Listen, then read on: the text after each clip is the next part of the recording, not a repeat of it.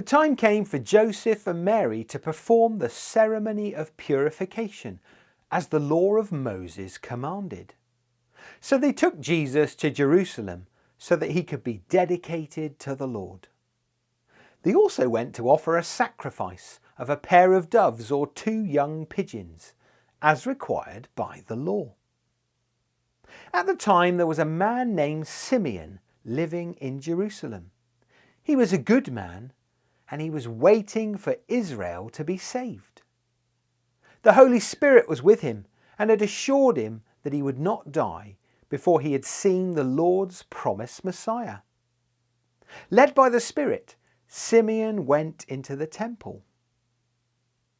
When Mary and Joseph brought Jesus into the temple, Simeon took the child in his arms and gave thanks to God, saying, "Now, Lord, you have kept your promise, and you may let your servant go in peace.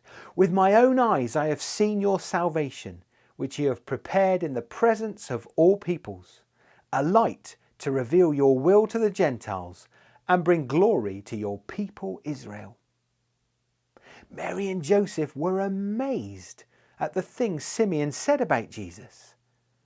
Simeon blessed them and said to Mary, "This child is chosen by God for the destruction and salvation of many in Israel, and is a sign from God."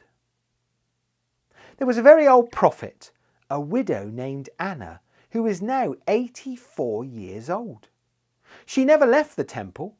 Day and night she worshipped God, fasting and praying, and that very same hour she gave thanks to God and spoke about Jesus to all who were waiting for God to set Jerusalem free.